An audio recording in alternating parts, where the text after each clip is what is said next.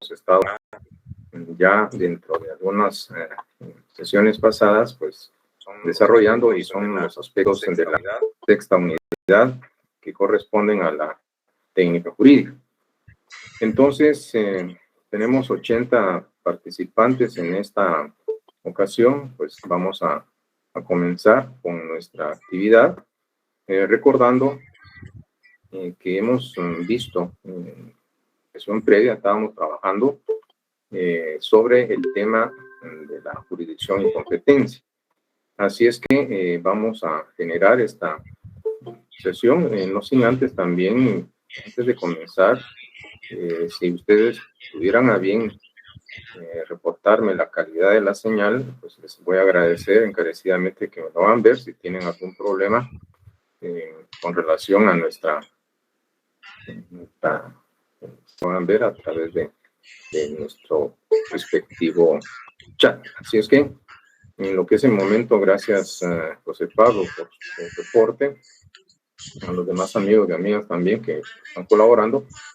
Gracias Diego, Javier, Rebeca, pues gracias por su reporte. Entonces, me parece que, según lo que ustedes mismos me están indicando, pues no hay ningún inconveniente en torno a la respectiva calidad de la señal.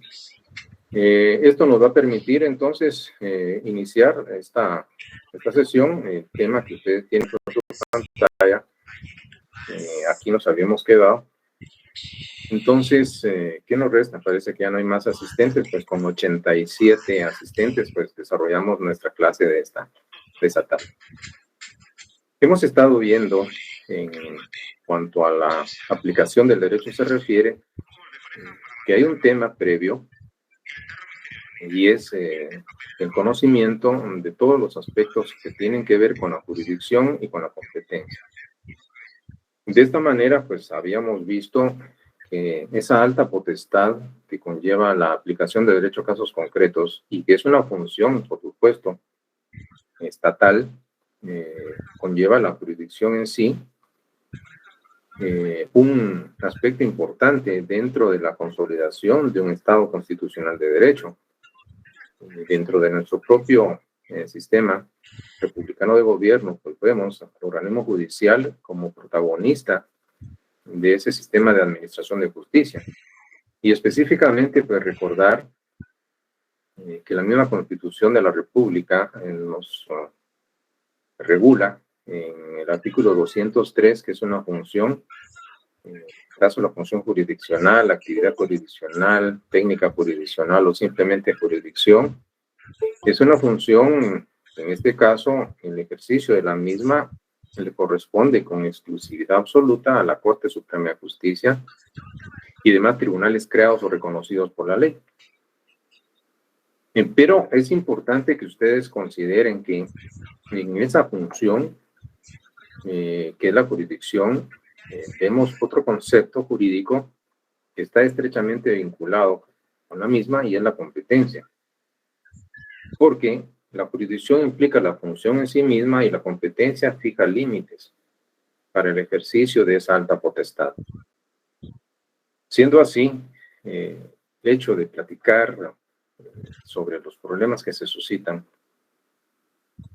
pues vamos a encontrar ese sujeto protagonista que es el juez. Imagínense ustedes, ese sujeto, y muchos de ustedes harán carrera judicial. Enhorabuena, pues felicitaciones. Tendrán que, a través de la investidura, decidir o resolver los casos que son sometidos a su conocimiento. El impacto que ese sujeto tiene es enorme. Es enorme en cuanto a la percepción que en un momento dado podamos tener al sujeto al que se le ha encomendado una alta investidura. Tendríamos entonces, imagínense ustedes, el impacto que puede generar. En ese momento, les presento esto.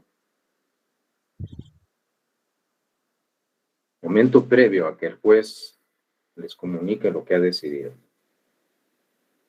Podemos tener, imagínense, lo que nos puede esperar como sujetos o partes procesales de lo que ese sujeto decida y lo que ha resuelto. Y en cierto momento tenemos en esa expectativa,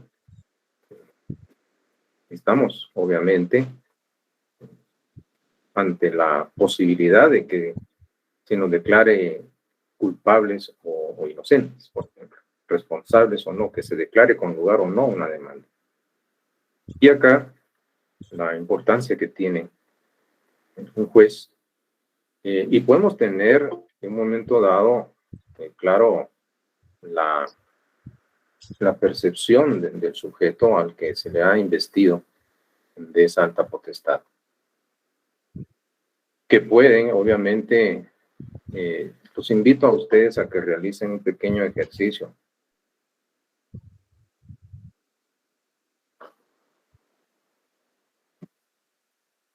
La impresión que les causa a ustedes la imagen del juez,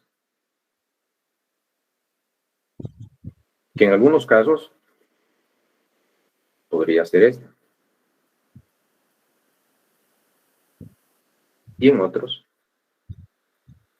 podría ser, obviamente, esta.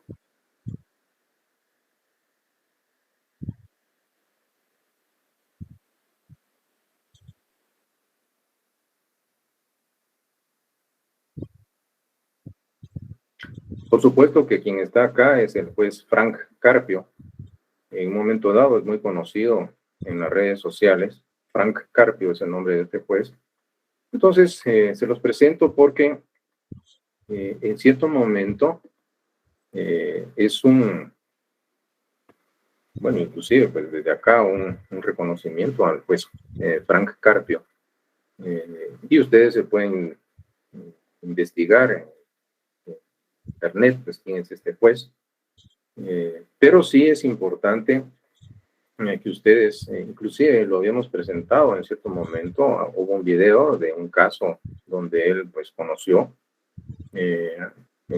contra de un anciano de más de 80 años de edad por haber infringido un límite de velocidad cerca de una escuela.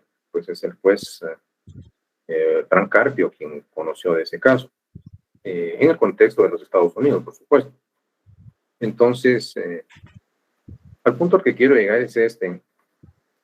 Hemos visto que esa alta potestad que es la jurisdicción, pues requiere también de otro concepto que en consonancia con el mismo, pues generan una unidad dialéctica interesante y es la competencia. Como pueden ver, en cuanto a las diferencias entre la jurisdicción y competencia, que si bien es cierto, están estrechas e íntimamente relacionados, pues hay una línea muy fina divisoria entre una y otra. Para el caso de la jurisdicción, es una potestad, por lo tanto es una función que implica, conlleva la administración de la justicia y que, como ya vimos, le corresponde dentro de la estructura de un sistema republicano de gobierno al Poder Judicial. En este caso, recordarán el 203 de nuestra Constitución, que atribuye la exclusividad absoluta para el ejercicio de la misma a la Corte Suprema de Justicia y demás tribunales creados o reconocidos por la ley. Y por el otro lado, estamos en el número 1, en la competencia. Esta establece el modo, la manera o la forma en la que va a ejercerse esa jurisdicción. La competencia fija los límites para poder hacer viable la jurisdicción. De esta forma, la jurisdicción se ha considerado que es una facultad general que le corresponde a todos los órganos jurisdiccionales. Y ustedes recordarán el caso en el que habíamos invertido unos minutos en la sesión anterior, cuando hablábamos del criterio objetivo para la determinación de la competencia. ¿Se recuerdan ustedes el ejemplo de matrimonio en donde la señora X y el señor Y tuvieron algunas situaciones que involucraron la intervención de órganos jurisdiccionales Entonces, se recordarán del caso que quienes estuvieron presentes lo sabrán, pues hubo un juez de familia que intervino cuando le correspondió hacerlo, hubo un juez de lo penal que intervino, un juez de trabajo, un juez de lo civil. Pues todos, por supuesto, tienen, obviamente, esa facultad que es general y, por supuesto, es única de administrar o aplicar el derecho a casos concretos. Pero para el caso de la competencia, esta fija límites para el ejercicio de esa facultad. Criterios que mencionamos y explicamos: territorio, turno, materia, cuantía, función o grado. Entonces, obviamente, se menciona de que ¿por qué es impuesta la competencia? Imagínense ustedes semejante escenario que podría darse. Dado que la jurisdicción es una facultad general que la tienen todos los órganos jurisdiccionales, y si todos los órganos jurisdiccionales pudiesen conocer de todos los casos,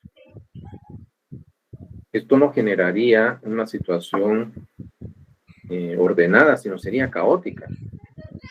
Entonces, por necesidades de orden práctico y establecer que de la gran variedad de órganos jurisdiccionales será uno solo, y tan solo uno, el que debe conocer y decidir ese caso. Y esto entonces obedece a razones de orden práctico. Imagínense ustedes qué sería de un Estado de derecho si los jueces pudieran conocer indiscriminadamente de todos los casos. Entonces se necesita, por razones de orden práctico, de fijar límites, establecer reglas. Continuamos acá viendo estos componentes diferenciales entre los dos conceptos, porque, como hemos estado insistiendo y de diversas maneras hemos hablado, todos los jueces tienen jurisdicción. Ese juez de familia, ese juez de trabajo, ese juez de lo penal o de lo civil, todos tienen jurisdicción. Pero no todos los jueces tienen competencia para conocer de un asunto determinado, porque será uno y tan solo uno de la variedad o gama múltiple de órganos jurisdiccionales existentes dentro de un Estado de derecho el que será conocido, será el que tendrá el conocimiento exclusivo. Y por eso es que se ha dicho de que la competencia es una medida de la jurisdicción. Hasta aquí puedes ejercer jurisdicción y más allá no, porque fija límites. La competencia le fija límites a la jurisdicción. Entonces, por eso se ha dicho que todos los jueces tienen jurisdicción, pero no todos van a tener competencia. Y acá continuamos disertando sobre estos aspectos y encontramos, en cuanto a la jurisdicción se refiere, pues hay tantas maneras, pero vemos que es una alta investidura. ¿Para qué se otorga esa alta investidura? Para aplicar el derecho a casos concretos, para administrar la justicia. En cuanto a la competencia, esta establece o mide la aptitud que va a tener un juez para poder administrar justicia. Él puede tener jurisdicción, pero en un momento dado, si no tiene la competencia, no se va a considerar que sea apto para poder ejercer jurisdicción. Y va a conocer solo, y exclusivamente solo, esas cuestiones que conforme a la ley le han sido encomendadas, no más. Por eso es que en la definición técnica de la competencia que les di en la clase anterior, se hablaba de que la competencia se define como la atribución por ley del conocimiento de una determinada pretensión a un órgano jurisdiccional con exclusividad y con preferencia de los demás. Entonces, vemos para el lado de la jurisdicción en la 5, pues la tiene todo juez sin determinación del caso concreto. ¿Y qué significa este número 5 que está en la columna de la jurisdicción? En otras palabras, significa que desde el momento mismo en que el juez ha tomado posesión formal de su cargo, ya tiene jurisdicción. ¿Y qué podría pasar? Pues podría pasar que pasó un mes, pasaron 2, 3, 4, 5 meses y no ha ocurrido un caso concreto que él deba conocer. Con otras palabras, podríamos más simple decir, pues no ha tenido trabajo el juez. Pero sí lo tiene, pero hablemos ahí está el juzgado y no hay usuarios. Pero tiene jurisdicción, sí, claro que la tiene. Ahora, noten que en la columna de la competencia, en el 5, se dice que esta se determina con relación a cada caso concreto. ¿Y esto qué significa? En otras palabras, primero, debe realizarse el caso concreto para luego determinar, obviamente, la competencia. Primero, vemos que ese condicionamiento, en cuanto al caso concreto se refiere, debe darse la realización del mismo, hablo del caso concreto, para que se pueda determinar quién es el juez competente. De esta forma, debe haber primero pues, la muerte de una persona por manos de otro, el incumplimiento ya en concreto del incumplimiento de la obligación de prestar alimentos, por ejemplo, ya en casos concretos. O debe darse ya en concreto el despido injustificado de un sujeto por parte de otro. Pero son casos ya concretos y en el momento en que sucede el caso concreto, entonces de ahí se determina la competencia. Entonces hay un condicionamiento de la competencia en relación con cada caso concreto, porque primero debe darse el caso para luego determinar si se es o no competente. Pero la jurisdicción que la va a tener el juez desde que tomó posesión, independientemente si ocurren o no casos concretos, pero ahí está el juez, el despido de jurisdicción. La competencia se va a dar hasta el momento en que ocurre el caso concreto. Entonces continuamos viendo sobre este tema aspectos interesantes. En cuanto a la ley del organismo judicial se refiere, vamos a ir viendo algunas normativas específicas que existen sobre jurisdicción. En el artículo 58, en consonancia con los pilares que se constituyen en principios y características de la jurisdicción, pues se establece que la jurisdicción es única, como potestad de aplicar el derecho a casos concretos es una sola. Claro, por razones de orden práctico hay una distribución en los distintos órganos jurisdiccionales. Si ustedes ven acá, claro, pues una nómina partiendo desde la Corte Suprema de Justicia y bajando en la jerarquía normativa.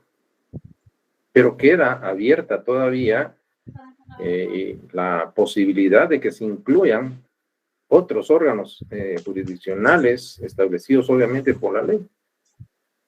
Y ustedes van a darse cuenta, así como se menciona en la última parte de este artículo 58 de la ley del organismo judicial, se menciona que en la denominación, cuando se utilizan las palabras jueces o tribunales en las distintas leyes, pues ahí se van a abarcar o se van a comprender todos los funcionarios del organismo judicial que ejercen jurisdicción. De esta manera, se mencionan aspectos relacionados con la jurisdicción. Estoy en el ámbito de la ley del organismo judicial y podríamos ver algunos aspectos interesantes en el 62, por ejemplo, de ese cuerpo normativo. Se habla de la competencia y los tribunales solo podrán ejercer su potestad, aquí abro un paréntesis, ejercer jurisdicción en los negocios y dentro de la materia y territorio que se les hubiese asignado. Noten que aquí se menciona un par de criterios para la determinación de la competencia, el objetivo material y el territorial. Y obviamente es la ley la que va a asignar, por eso en la definición de la competencia se dice que es la atribución por ley para el conocimiento de una pretensión. Bajo estos aspectos se puede mencionar también artículos específicos como el 113 de la ley del organismo judicial. ¿Qué nos dicen? Habla de la indelegabilidad de la jurisdicción.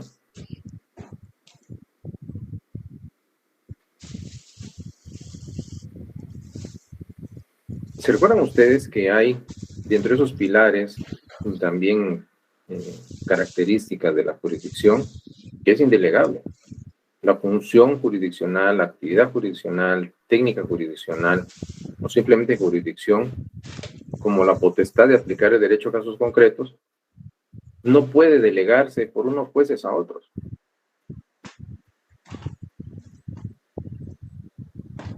Los jueces están en la obligación legal de conocer, por un lado, y decidir, por otro, por sí mismos los asuntos de su potestad. Sí, podría decir un juez, es que no sé por qué en mi municipio ocurren una gran variedad de hechos y tengo demasiado trabajo, pero en el municipio vecino ni un caso se da y el juez ni trabaja. Entonces, como no está trabajando y yo estoy agobiado de trabajo, entonces le voy a pasar unos casos. No.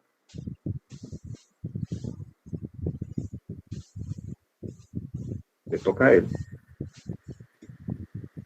Hay, obviamente, algunas excepciones, no voy a entrar en esos detalles, en la prórroga de la competencia cuando se trate de aspectos territoriales, pero a lo que quiero llegar es a esto. El juez no puede delegar. Esa es la regla general. A él le corresponde y debe conocer y debe resolver los asuntos por sí mismo. Y en esto se destaca este principio de la indelegabilidad de la jurisdicción. Continúo con ustedes y vamos a ver entonces dentro del articulado un artículo que es el 118. Este contempla un aspecto de carácter excepcional a una regla general. Y esa regla general que acabo de mencionar, pues sería de recordarles a ustedes un artículo que ya lo habrán escuchado, es el artículo 15, también de la ley del organismo judicial. Quiero que pongan atención en lo que les voy a decir. Este artículo 15, ya se los había platicado, señala 3 cosas que no puede hacer un juez en el ejercicio de su función jurisdiccional. ¿Qué no pueden hacer los jueces? No podrán, 1, suspender, 2, denegar, 3, retardar la administración de la justicia, sin incurrir en responsabilidad. Esa es la regla general. Estoy en el artículo 15 de la ley del organismo judicial.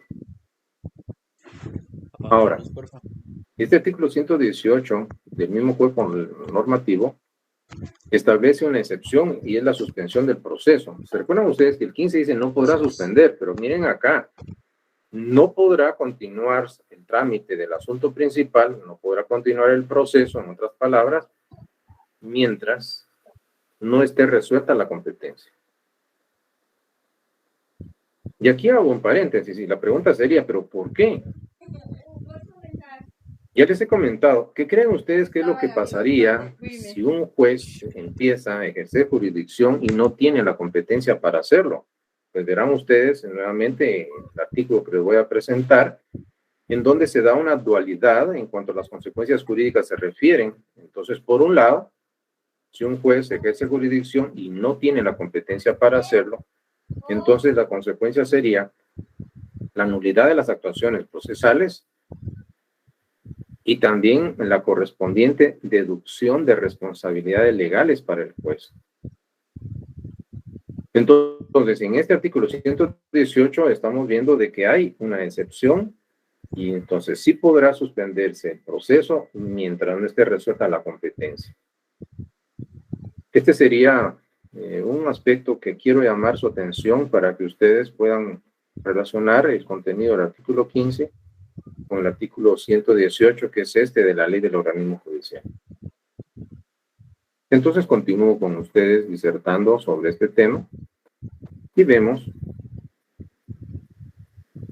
otra situación que está prevista en la legislación. Siempre estamos en la ley del organismo judicial. Es la competencia dudosa. Aquí podríamos poner un gran signo de interrogación. Noten que, y aquí vamos a analizar el supuesto jurídico contenido en ese artículo 119. Si surgiere alguna duda, esa es una posibilidad, esta es una hipótesis, que al tenor de lo que hemos visto es compleja o compuesta. O si surgiere conflicto. Duda, conflicto. Acerca de cuál juez debe conocer un asunto. Y hasta ahí llegamos con el supuesto jurídico. Entonces, el escenario es este. ¿Cuándo hay duda? Cuando no estamos seguros. Nadie sabe con certeza cuál juez debe ser el que conoce. Pero puede surgir un conflicto. ¿Cuándo se da el conflicto? Entonces acá podría darse la situación de que ocurre un hecho concreto y viene un juez y dice, este caso me corresponde a mí, pero viene otro y dice, me disculpa, señor juez, pero ese a mí me corresponde. Momento, era un tercero, ni usted, sino que este me corresponde a mí. Entonces ya hay una controversia.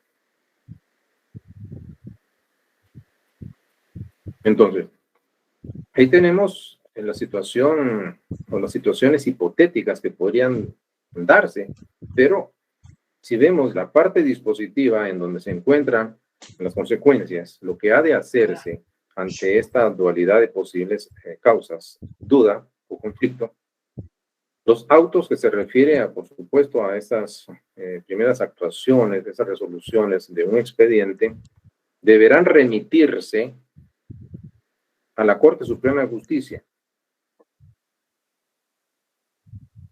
Significa entonces que ante la duda, ante el conflicto, de saber cuál es el juez que debe conocer, entonces hay que remitir el caso a la Corte Suprema de Justicia, que es el máximo órgano de dirección del organismo judicial en Guatemala, para que la Cámara del Ramo, obviamente, pues son magistrados que integran, hay Cámara Penal, Cámara Civil, etc., por ejemplo,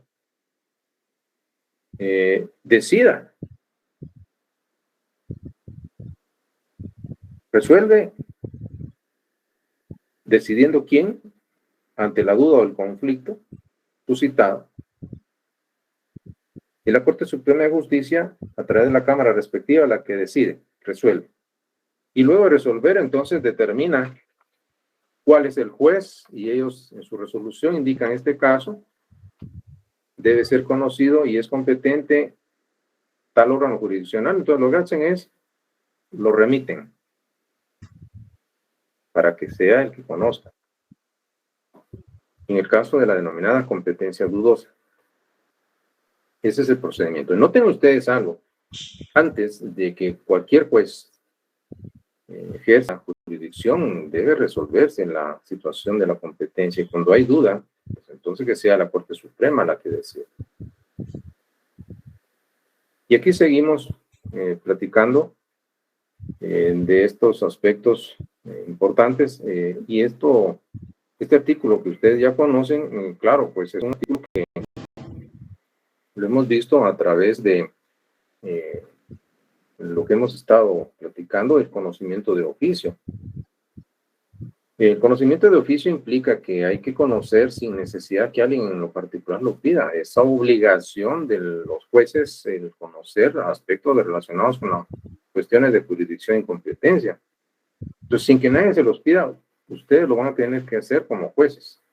Antes de aplicar el derecho a un caso concreto, lo primero es determinar de una manera oficiosa, sin que nadie se los esté pidiendo, si son o no competentes para poder ejercer jurisdicción. Puesto que si resultasen que son incompetentes y ejercieron jurisdicción, entonces la consecuencia dual está acá. Por un lado, la pena de nulidad de las actuaciones procesales y por otro, no se queda solo en lo primero, sino también la deducción de responsabilidades legales para el juez. De esta manera, entonces, tenemos estos aspectos interesantes. Hay una excepción acá que se refiere a lo que se conoce en la doctrina como prórroga de la competencia, pero eso lo verán ustedes en su momento oportuno cuando vean teoría general del proceso. Pero la regla general básicamente es esta. Y las consecuencias que se suscitan derivado de ejercer jurisdicción competente, pues son las que aparecen específicamente mencionadas en este artículo. Bueno, entonces, ¿qué tendríamos por acá? He de comentarles que hay tantos aspectos por platicar, pero acá estaríamos terminando los aspectos previos de jurisdicción y competencia para luego, a continuación, pues entrar a disertar sobre un tema que aparece en el punto número 4 de nuestro programa y básicamente es este que les comparto inmediatamente en su pantalla, y se refiere a los problemas de la técnica jurídica. Estos problemas de la técnica jurídica van a suscitarse derivado de la aplicación del derecho a casos concretos. De esta manera, entonces, es importante destacar como antesala al desarrollo de cada uno de estos problemas de técnica jurídica, en destacar algunos aspectos muy puntuales. Y es, en este caso, lo que se suscitan al interno del sistema de administración de justicia, porque en este ámbito es en donde van a surgir todos estos problemas.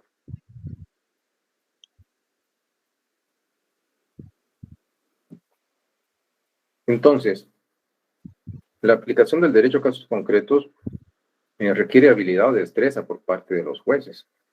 Y van a haber varios problemas que se pueden derivar de la aplicación del derecho a casos concretos en un sistema de administración de justicia. Ahora, hay un término que ha sido insistentemente mencionado y es la aplicación de la justicia. Y ante esta insistencia puede surgir una pregunta. Ese sujeto, hombre o mujer, que tiene esa alta investidura de la jurisdicción, ¿cuáles son las condiciones ideales que deben presentarse en ese sujeto al que se le ha otorgado esa alta potestad de aplicar el derecho? De lo que haga bien o mal, de lo justo o injusto, de lo correcto o incorrecto que haga ese sujeto. Y que, aunque vaya dirigido a sujetos procesales concretamente determinados, tanto el actor o demandante o el demandado, lo que esos hombres y mujeres realizan dentro del contexto de la sociedad repercute en el seno de la misma. El grado de confianza que la población de un Estado debe tener con respecto a los jueces que realizan esa función. He insistido con ustedes tanto sobre este tema, pero ¿cuál es la percepción que hay dentro de un pueblo? Y es una percepción que va a conllevar el sentir legítimo de todo un pueblo, que tiene sus esperanzas fincadas en que algún día ese sistema de administración de justicia sea sólido. Entonces, ¿dónde podemos comenzar? Pues aquí precisamente, en el inicio mismo del estudio de la carrera de abogacía, porque tarde o temprano ustedes, ya en el ejercicio profesional, algunos de ustedes o varios de ustedes, pues van a incorporarse a ese sistema de administración de justicia, serán jueces, juezas, magistrados, magistradas. ¿Y qué es lo que ocurre o qué creen que pasa cuando ese sujeto, hombre y mujer, indistinto, no tiene la más mínima idea de lo que es justo? O ese sujeto antepone intereses oscuros, por no decir espurios, frente a lo que debe ser justo. Entonces, esto puede generar, y de hecho genera, un impacto negativo dentro de una sociedad. Cuando se pierde la credibilidad en actores que son protagonistas en la administración de justicia, estamos entonces al borde del precipicio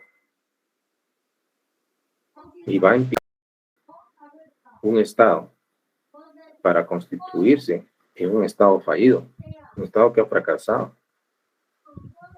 Entonces, la consolidación de un sistema de administración de justicia rebasa los límites de lo que ustedes puedan imaginarse,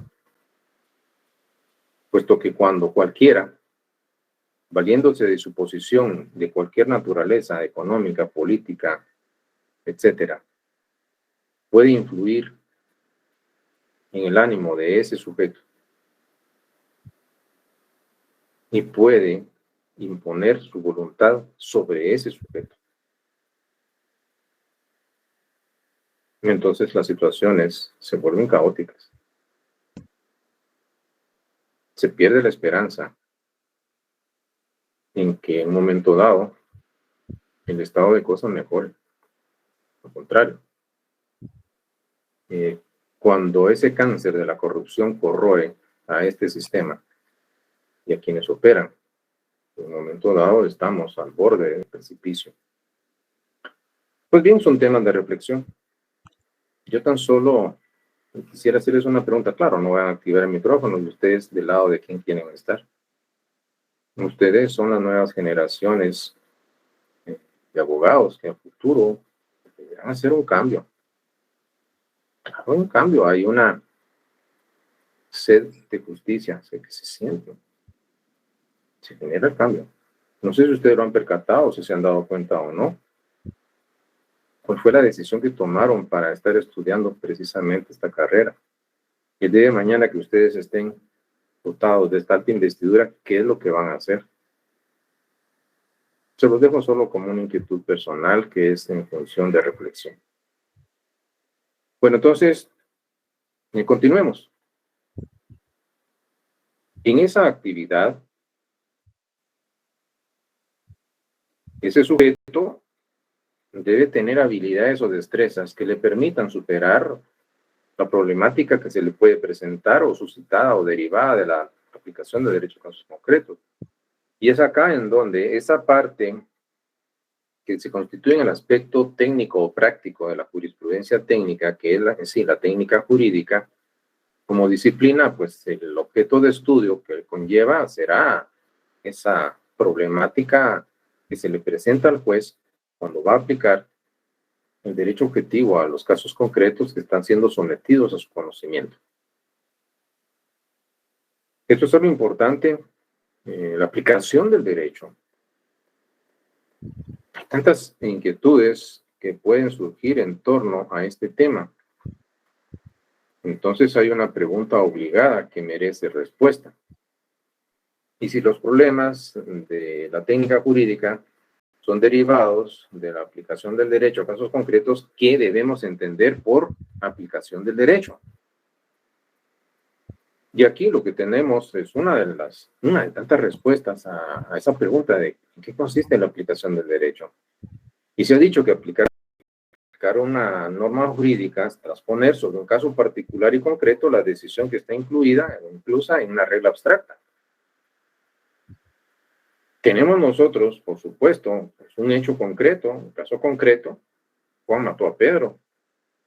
Pero hay una variedad de normas que regulan esta situación que pueden ser aplicables. Entonces, el juez deberá seleccionar de la gama de normas jurídicas una, porque en este caso, ese caso concreto puede estar comprendido en lo previsto por el supuesto jurídico de una norma y por lo tanto se le van a atribuir las respectivas consecuencias jurídicas.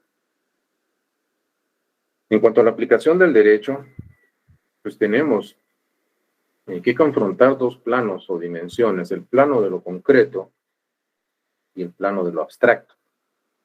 Y ustedes saben, por supuesto, de que lo habíamos explicado cuando desarrollamos en el primer semestre el tema de la jerarquía normativa. En los distintos niveles o rangos normativos que mencionábamos, las normas constitucionales, las normas ordinarias, las normas reglamentarias, las normas individualizadas. Pero en los primeros tres rangos o niveles de la jerarquía normativa, pues habíamos mencionado como características que son propias el hecho de que son de carácter general, abstracto y permanente. la generalidad, la abstracción y la permanencia como rasgos que distinguen a esos primeros tres niveles del orden jerárquico normativo, constitucionales, ordinarias y reglamentarias. Pero voy a destacar esta característica de abstracción. La abstracción está constituida en función de la estructura lógica que presentan las normas. Y esa estructura lógica conlleva que existe dentro de la norma jurídica una descripción hipotética de alguna conducta humana, de alguna circunstancia o de algún acontecimiento, fenómeno natural, que de producirse va a generar una consecuencia. Quien hiciere esto, si sucediera lo otro, etcétera, etcétera, se enuncia hipotéticamente y está en ese plano de abstracción. ¿Por qué? Porque la norma jurídica al entrar en vigencia se incorpora a un derecho formalmente válido y puede suceder que la norma entró en vigencia hace 5, 10, 15 o 20 años y todavía en la vida de relación social no se ha dado un caso concreto de los que está previstos en el supuesto jurídico, pero la norma sigue vigente. Está en un plano de abstracción, sí. Y es cuando ocurre un caso en la vida de relación social, ya en ese plano objetivo, que es concreto, en donde estamos viendo y tratando de ubicar, encuadrar el caso con respecto a una descripción hipotética contenida en alguna de las normas. Y de esta manera, entonces, puede ser que el caso concreto implique o conlleve la muerte de Pedro en manos de Juan. Entonces, ¿qué tenemos?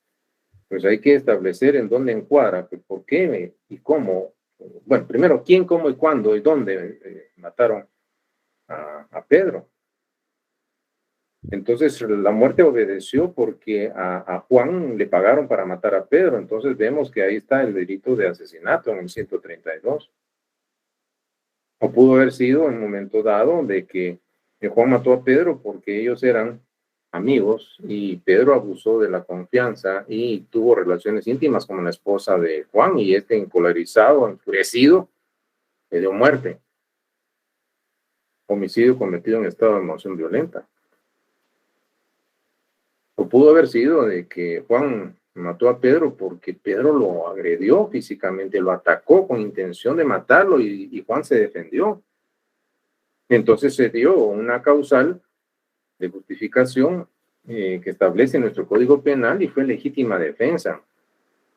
Al habiéndose dado, por supuesto, condiciones hipotéticas que se describen para invocar la legítima defensa y es una condición triple: agresión ilegítima, falta de provocación suficiente por parte del sujeto que se defiende y necesidad racional del medio empleado para impedir o repeler el ataque. Entonces viene el juez y determina que ese caso concreto encuadra y le aplica la norma, está aplicando el derecho. Posponer sobre el caso particular y concreto la decisión inclusa en una regla general y abstracta.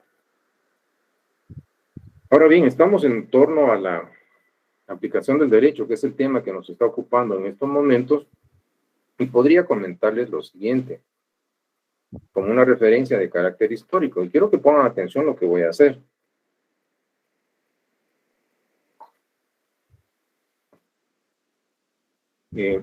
Como un dato histórico, desde inicios del siglo XIX hasta ya entrado el siglo XX, hubo una idea prevaleciente de que, a nivel doctrinario, por supuesto, de que esa sentencia, que obviamente dentro de la jerarquía normativa ustedes la han ubicado y saben que se ubica en la categoría de norma jurídica individualizada, se dijo que era producto de una mera deducción lógica. En otras palabras, estaba diciendo de que la sentencia en sí misma es derivado de una forma de pensamiento deductivo, una deducción. Partir de lo general hacia lo particular implica el paso de lo general a lo concreto, a lo particular, es una forma deductiva, es una deducción lógica. Tan así fue esta idea que prevaleció durante un tiempo, que se trató de explicar básicamente bajo una figura de pensamiento, y es en el caso del denominado silogismo. Entonces se dijo de que aplicar una norma de derecho que va a conllevar definitivamente, como lo hemos estado mencionando, dar ese paso de lo abstracto a lo concreto, de lo general a lo particular. Se iba a explicar en función de que ese paso requería un instrumento, y fue el silogismo. El silogismo como una forma de razonamiento deductivo. Y esto lo vieron ustedes, supongo, en el bachillerato, o ya lo conocen, habrán escuchado el silogismo. Entonces, para establecer en esta tarde, si disertar algo en torno al silogismo, pues podríamos establecer que se ha dicho de que está integrado en la estructura el silogismo por 3 juicios. 2 que se denominan premisas, premisa mayor, premisa menor, y un tercer juicio que es la conclusión. Entonces, y claro, nosotros vamos a establecer de que, por ejemplo, una manera de realizar un pensamiento deductivo utilizando un silogismo, pues podría ser el siguiente. Estructuremos en este momento uno. Voy a mencionar 3 juicios. El primero: todo hombre es mortal. Segundo: Juan es hombre. Por ende, Juan Tercero, como conclusión, Juan es mortal. Y por lo tanto, lo que estamos viendo acá, claro, ustedes vieron en este silogismo que hay un término que no entra en la conclusión y se denomina término medio. Y todos esos aspectos los vieron, supongo yo, en el bachillerato. Entonces, los primeros 2 juicios son premisas, premisa mayor y premisa menor. Y el tercero es una conclusión. Ahora, quiero que noten ustedes qué hicieron algunos juristas. Dijeron, bueno, ya tenemos entonces una respuesta a cómo se aplica el derecho. Y esa sentencia es derivada de una aplicación silogística en el ámbito jurídico. Se puede explicar a través del silogismo jurídico. Entonces, ¿qué ocurrió? Pues simple y sencillamente, vean ustedes, de una manera muy habilidosa, pues vinieron y dijeron, bueno, entonces estructuremos el silogismo jurídico, que no es más que la forma de pensamiento silogístico aplicado al campo del derecho. Y se dijo, bueno, el silogismo jurídico entonces va a estar integrado por una premisa mayor. La premisa mayor obviamente va a representar en todo silogismo una verdad general evidente, una verdad general sin discusión. Y aquí dijeron, entonces aquí vamos a ubicar la norma jurídica aplicable. Luego vamos a tener una premisa menor. La premisa menor va a representar una verdad particular evidente. No deja lugar a dudas. Eso es evidente. Entonces acá, esa premisa menor la va a ocupar el caso concreto que fue sometido a la consideración del juez. Pero todavía tenemos un tercer componente del silogismo. Después del proceso de subsunción, y este término subsunción es muy utilizado en la temática. Algunos hablan de la encuadrabilidad, básicamente es como comprender, ubicar, si ustedes quieren, el caso concreto dentro de una norma general. Esa norma general y abstracta, aplicarla a ese caso concreto que está incluido en una norma general. Entonces acá dijeron, hay un tercer juicio y es la conclusión. Y acá en la conclusión lo que vamos a ubicar es la sentencia, que va a conllevar esa atribución de las consecuencias jurídicas contenidas en la norma a ese caso concreto. Y se le van a atribuir las consecuencias a aquel sujeto que realizó el supuesto jurídico contenido en la norma. Entonces, luego de esta explicación, vamos a estructurar un silogismo jurídico. En la premisa mayor que tenemos una norma jurídica aplicable. En la premisa menor, un caso concreto sometido a la consideración del juez. Y en la conclusión tenemos la sentencia. Bueno. Premisa mayor. Artículo 123, Código Penal. Comete homicidio quien diere muerte a alguna persona. Al homicida se le impondrá prisión de 15 a 40 años. Premisa menor. Caso concreto sometido a la consideración del juez. Juan dio muerte a Pedro. Ahí está el caso concreto. Por tanto, llegamos a una conclusión y dictamos sentencia. Creamos una norma jurídica individualizada. Por el delito de homicidio, a Juan se le impondrá una prisión que va a oscilar entre un mínimo de 15 a 40 años. ¿Notan ustedes algo acá? Bueno, independientemente, sí les he de aclarar, 15 a 40 años es un sistema que para la determinación de la pena aparece en nuestro Código Penal. Es un sistema que se denomina de la pena relativamente determinada, puesto que en nuestro Código Penal a las distintas figuras delictivas se les va a establecer un mínimo y un máximo. En estos casos se establece el mínimo y el máximo que va a graduarse en función de la presencia de circunstancias atenuantes o agravantes. Pero eso lo verán ustedes posteriormente. Lo que me interesa es que ustedes se den cuenta que de alguna manera llegaron algunos autores a establecer que esta era la forma en la que los jueces dictaban sentencia y creaban una norma jurídica individualizada, el producto de un simple o mero silogismo jurídico. Ahora, ¿qué tenemos ante esta primera explicación de la aplicación del derecho? Pues tenemos algo tan simple que pareciera que en cierto momento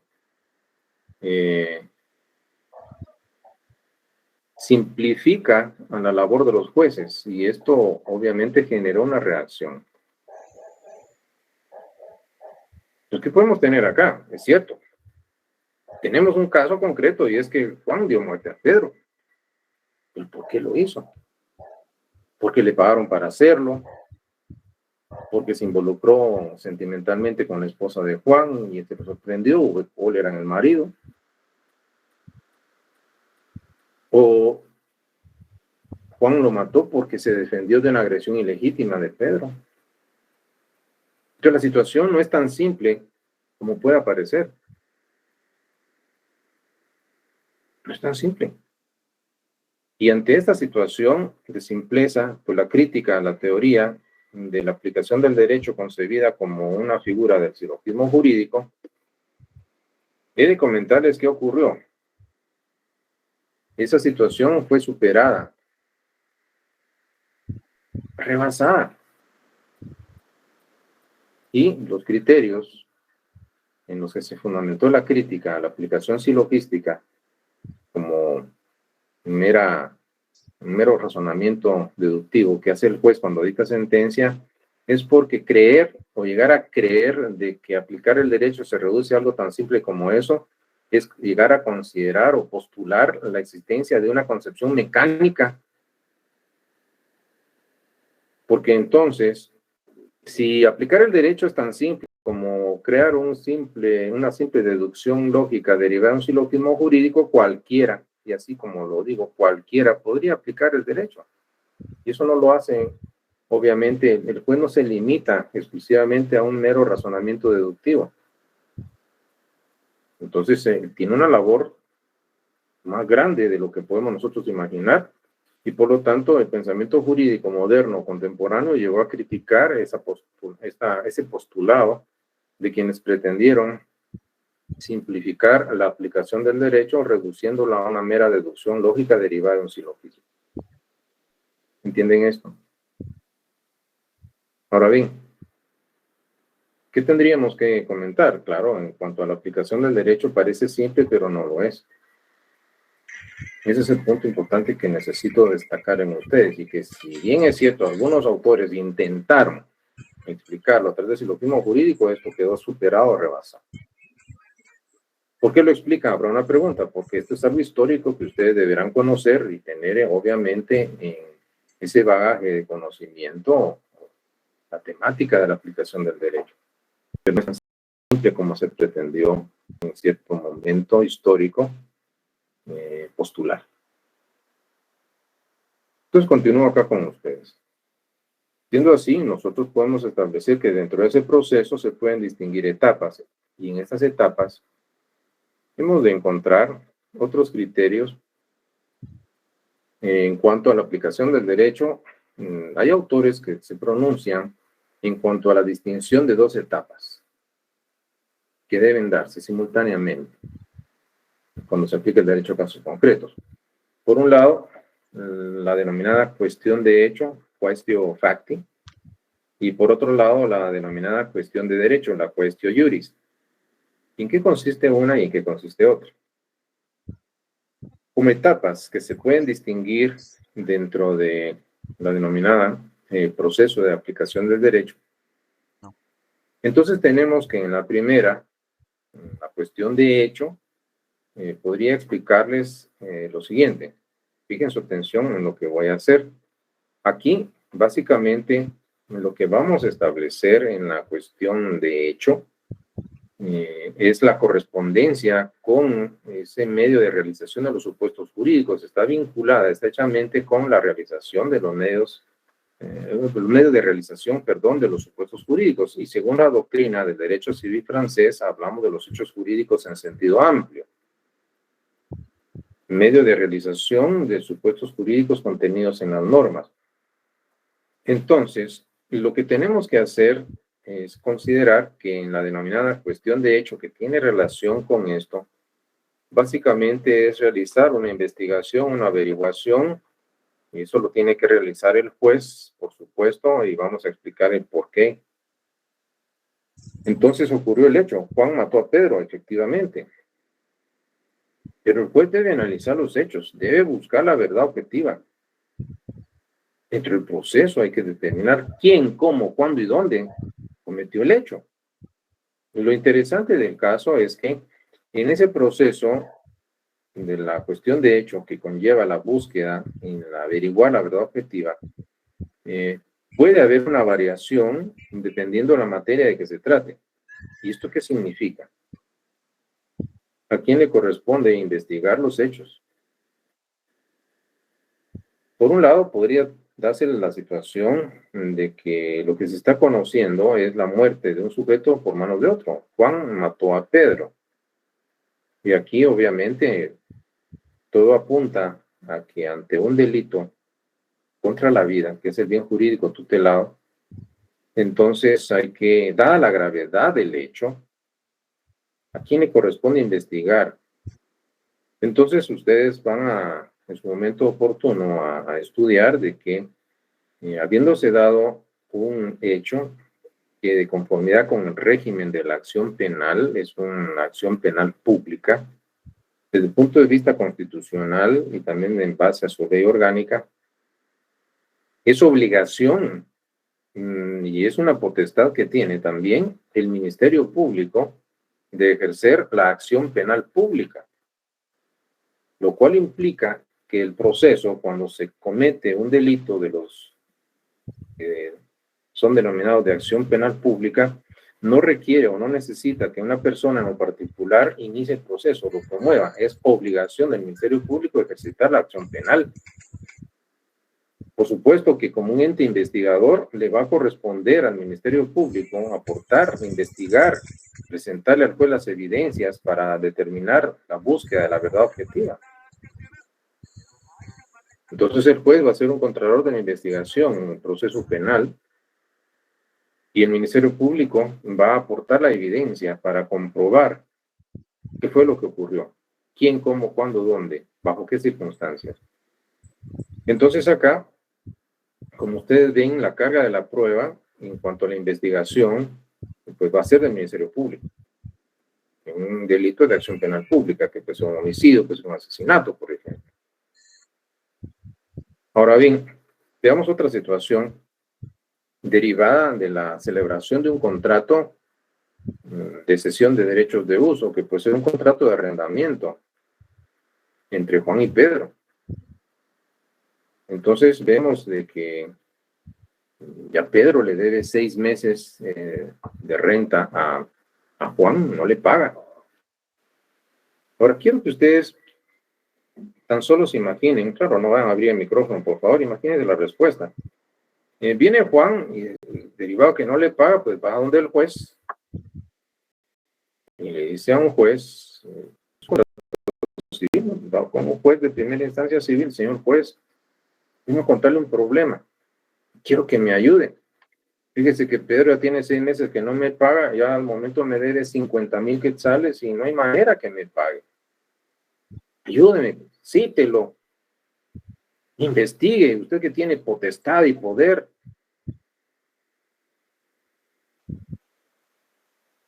¿Qué creen ustedes que haría el juez? ¿Creen ustedes que el juez, sí, pobre, no tenga pena, voy a poner mis buenos oficios y lo mando a citar y lo voy? Si solo se lo pide, y no me pagó,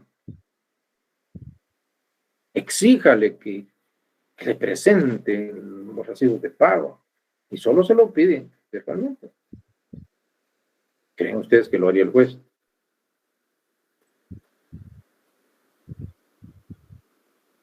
Señor, usted está firmando algo. Y el que tiene la obligación de presentarme las pruebas es usted. Yo de oficio no voy a investigar. Usted me tiene que traer las pruebas. Lo que usted está firmando lo tiene que demostrar ante mí. La carga de la prueba le corresponde a usted. La investigación de los hechos le corresponde a usted. Yo me voy a limitar a recibir las pruebas que usted me traiga. Igual Pedro. Si él niega lo firmado por Juan, pues tendrá que demostrarlo ante el juez. Entonces, a diferencia de la manera de investigar la verdad objetiva en ese proceso penal por homicidio, por asesinato, vean ustedes en el incumplimiento de una obligación en el ámbito civil. ¿A quién le corresponde la carga de la prueba? A los sujetos procesales. Y a ellos. Hay principios dispositivos y el proceso no se va a iniciar de oficio. Tiene que accionar, tiene que solicitarlo, presentando la demanda.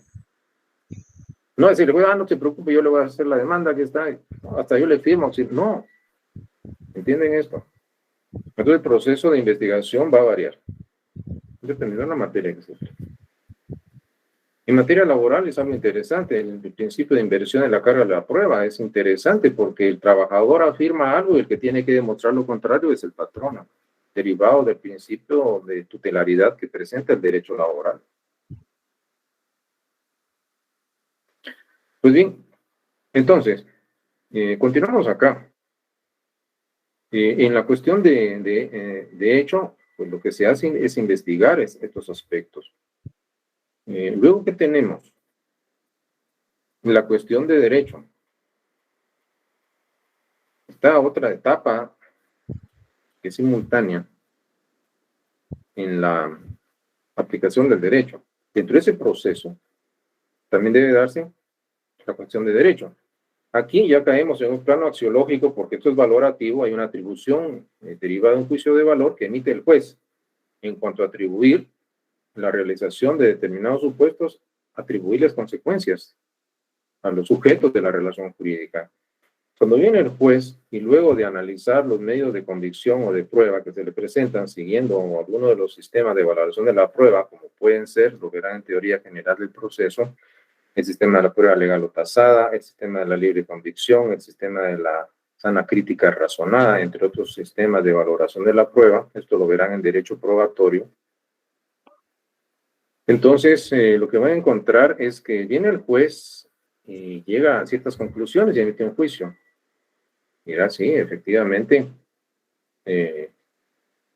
Juan mató a Pedro, pero en el proceso se investigó y el Ministerio Público se acreditó, y también la defensa, porque también ahí estamos con la defensa, o la defensa pudo acreditar que hubo legítima defensa. Y acreditaron agresión ilegítima, acreditaron falta de provocación suficiente en el sujeto que se defiende y la necesidad racional del medio empleado. Por lo tanto, hay una causa de justificación. O podría ser que se determina efectivamente y se comprobó de que Juan mató a Pedro porque hubo un crimen pasional derivado de la infidelidad de la esposa de Juan que tuvo que ver con Pedro, y en cólera le dio muerte a quien supuestamente era su amigo en estado emotivo. Homicidio cometido en estado de emoción violenta. O Juan mató a Pedro porque le pagaron a Juan hacerlo. Asesinato. Ahora les voy a plantear a ustedes un caso. Se los voy a dejar como inquietud.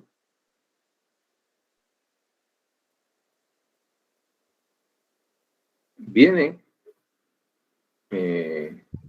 va Juan manejando su vehículo y en una curva está tirada una persona en bicicleta en medio de la cinta asfáltica. Entonces va en su vehículo y resulta de que pasa encima del cuerpo de la persona tirada en el asfalto, le destroza el cráneo, si ustedes quieren.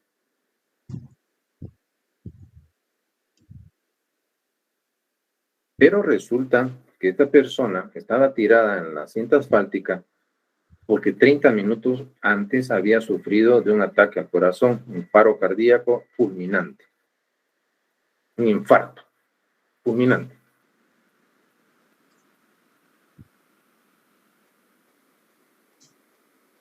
¿Qué hacemos con el conductor del vehículo? ¿Lo condenamos o no lo condenamos? ¿Hay delito o no hay delito? ¿Qué piensan ustedes? Deja el chat si quieren participar. Entonces, estos aspectos son importantes. Entonces vemos que el juez realiza una atribución valorativa. Y es la cuestión de derecho. Ahora, para ir finalizando, porque hay tantos aspectos por platicar, en la cuestión de derecho, entonces lo que estamos viendo básicamente es la importancia que debe tener la capacidad intelectual, la habilidad y la destreza de los jueces para poder aplicar los preceptos jurídicos a casos concretos, su adecuada interpretación o integración si fuera el caso, la imputación normativa de los preceptos jurídicos para la resolución concreta de los casos que están siendo sometidos a su conocimiento. Y esta es una de las preocupaciones constantes de su servidor para con ustedes, es de instarlos, es de tratar de motivarlos y decirles que es una carrera universitaria y de lo que ustedes, el compromiso que tengan, la profundidad en el estudio del derecho que tengan, va a determinar el éxito que puedan tener ustedes en el futuro como profesionales. Si lo hacen desde el inicio, de manera consciente, dedicada, créanme que van a tener ustedes definitivamente asegurado un futuro y un éxito profesional. Y esa es la idea. Entonces no se queden en la superficialidad. Ustedes deben entender que si decidieron estudiar esta profesión es porque hay algo que les llamó la atención. Entonces traten de aquilatar estos aspectos y entender de que, imagínense, un buen abogado defensor, un buen fiscal, un buen juez, requiere, por supuesto, también tener un conocimiento muy profundo, muy dedicado. De lo contrario, con superficialidades, con medios esfuerzos, no se pueden lograr alcanzar metas superiores desde el punto de vista intelectual. Bueno, entonces, pasamos por acá y podría decirles a ustedes de que qué problemas se le pueden presentar. Pues nosotros pues vamos a establecer de que hay diversos problemas. Esta nómina aparece en nuestro programa de estudio, pues determinación de la vigencia de la ley, interpretación de las normas, integración también, conflicto de leyes en tiempo, conflicto de leyes en el espacio y las antinomias. Los contenidos programáticos que voy a desarrollar con ustedes siguientes, pues van a ir específicamente a cada uno de estos problemas de técnica jurídica. En el primero, que ya se los había comentado, determinación de la vigencia de las normas. En el momento en que han seleccionado o van a seleccionar una norma de la gama de dispositivos normativos existentes, debe cerciorarse de que la norma seleccionada está vigente, determinar si tiene validez o no. Y esto ya se constituye un problema. Sí, es que esta ley, desde que yo estudié hace 20 años, diría alguno, pues le tengo mucho cariño y esa es la que utilizo. Primero, por favor, cerciórese si está no vigente y empieza un problema. Hay que determinar la vigencia de la ley. Luego, pues podría darse el caso de que una norma, y de hecho puede darse esa situación, no es suficientemente clara, es oscura. Entonces, hay que interpretarla, lo que conlleva desentrañar el sentido, ¿no?, que encierra la ley. Y esta es una de las tareas de la técnica jurídica. Entonces, la interpretación de las normas va dirigida a investigar, averiguar el sentido de la ley, cuando ésta no es suficientemente clara. Pero podría darse también que el juez conoce un caso que amerita de una resolución jurídica. No es un simple caso, amerita solución jurídica, pero no encuentra una norma específica aplicable, porque hay una laguna en la ley. La ley es creación humana. Y puede darse el caso de que se den las lagunas de la ley, que son definidas como hipótesis no previstas por el legislador, habiendo debido regularlas, no lo hizo el legislador en la ley, sea por olvido, imprevisión, imposible imaginarlas. Entonces el juez se encuentra con un vacío. El responsable de resolver es el juez. Recuerden el artículo 15, en los casos de falta y que se identifica con la laguna de la ley, el juez debe resolver. Entonces tiene que integrar la ley. Le hace falta una parte, entonces tiene que integrar la ley con la parte que le falta. El juez está creando una norma para suplir esa laguna en la ley, y esos son los problemas de integración de la ley. Claro, de estos problemas vamos a hablar detenidamente, no se preocupen. Pero ¿qué puede ocurrir? Y ya para ir finalizando, pues puede ocurrir, y de hecho ustedes saben que la regla general es que una ley se va a aplicar a los hechos ocurridos durante su vigencia. Pero entonces hay ciertas situaciones en donde un caso ocurre bajo la vigencia de una ley, pero esta pierde vigencia. Entonces el juez se encuentra con que debe resolver, pero el caso ocurrió bajo el amparo de una ley que ya no está vigente. Entonces debe decidir si le sigue aplicando al caso la ley que estaba vigente cuando ocurrió el hecho, pero ya no lo está, o bien el juez debe decidir si a ese caso le va a aplicar una norma jurídica contenida en una nueva ley a ese hecho que ocurrió antes de que la nueva ley entrara en vigencia. Estos son los conflictos de leyes en el tiempo, conocidos como el problema de la retroactividad de la ley. Pero puede darse otra situación, y es otro conflicto de leyes en el espacio, derivada de, entre otras causas, pero dos principales: la naturaleza sociable y cosmopolita del hombre, el hombre que busca su futuro en otras latitudes que no le son propias. Hablemos, por ejemplo, del fenómeno migratorio. Y en ese proceso entra en contacto con otras legislaciones y otros estados. Y una misma situación que es jurídicamente regulada de distinta manera por leyes que van a presentar cierto conflicto, porque el conflicto de leyes en el espacio se da cuando dos o más normas jurídicas que van a presentar una triple identidad en su ámbito personal, porque se refiere a los mismos sujetos, en su ámbito material, porque se refiere a la misma materia, esa parte del derecho objetivo material, y que también tienen un mismo ámbito temporal, porque están simultáneamente vigentes, tienen triple identidad en materia, persona y tiempo, pero de distinto ámbito territorial o espacial de validez, a priori, reclaman su aplicación en ese caso concreto. Entonces el juez tendrá que decidir qué ordenamiento jurídico entre dos o más simultáneamente vigentes es el aplicable, cuando hay elementos extraños. Y puede haber un caso en donde el derecho mexicano reclama su aplicación o el derecho guatemalteco la reclama y viene el juez y tiene que decidir qué ordenamiento jurídico aplica. Es más, la misma ley del organismo judicial también establece en Guatemala, en las normas de derecho internacional privado, la invocación de una de las partes del derecho extranjero. Entonces, debe decidir qué ordenamiento jurídico aplica. Y esos son los conflictos de leyes en el espacio. Y la respuesta jurídica, obviamente, fue el surgimiento de una nueva rama del derecho, que es la rama del derecho internacional privado, que contempla normas de solución indicativas o de conflicto.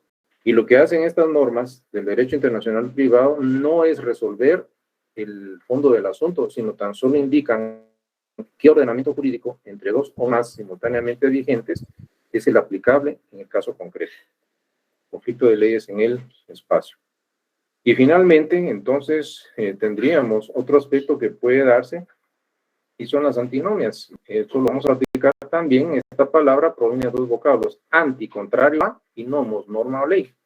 Entonces acá puede darse una situación conflictiva que sería que entran dos normas en contradicción y el juez tiene que decidir cuál de las normas, pueden ser dos o más, cuál de las normas debe ser aplicable a ese caso concreto, cuando entre ellas entran en un conflicto. Entonces resolver las antinomias. ¿Y qué nos queda? Pues básicamente esta es la temática que tengo para con ustedes disertar en la próxima sesión. Pues iniciamos con el primero de los problemas, que es el de la vigencia de la ley, determinación de la vigencia de la ley. Pues bien, veo en el chat no hay ninguna pregunta al respecto. Veo el tiempo también, estamos ya en el horario oficial, las 5:15 es hora oficial. Entonces, no me resta más que, uno, agradecerles su asistencia, su paciencia y decirles que estudiar Derecho va a requerir la voluntad y la participación de ustedes. Esta es la temática, esto es lo que ustedes deben hacer ya como abogados. Entonces, tienen de entrada ya un panorama de lo que les va a venir en el futuro de la carrera y también en el ejercicio profesional. De ustedes depende si esta temática es de su propio interés y si así es, despierta interés en ustedes, pues también deben despertar ustedes la vocación de estudio y un estudio que sea profundo, que no se quede superficial. Mis amigos y amigas, no hay para más. Les agradezco entonces. Y no se preocupen, en el caso de los resultados, pues hay 15 días para presentar las notas. Hice una revisión de los mismos, están muy bien los resultados. De hecho, pues quiero felicitarlos. Hay algunas excepciones también por ahí, pero la mayoría están en un rango aceptable y de un rendimiento académico bastante interesante y no me resta más que felicitarlos. Sí y solo sí, esa nota refleja lo que realmente ustedes han aprendido. Mis amigos y amigas, no se preocupen, van a tener sus resultados en el momento oportuno y de entrada, pues gracias por su paciencia y por haber llegado hasta este momento. Éxito a todos, les deseo feliz tarde. Hasta pronto. Feliz tarde, licenciado. Feliz tarde. Gracias. Feliz tarde. Feliz tarde, Lick. Mucho gusto, se cuida bastante.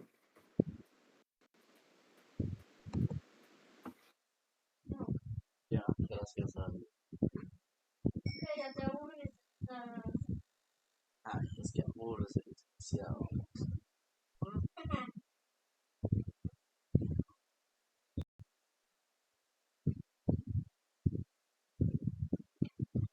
Y sobre esta aplicación.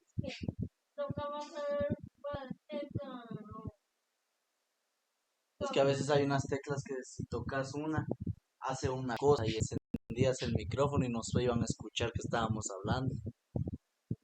No, que solo así no me escuchan, vamos, porque está apagado el micrófono.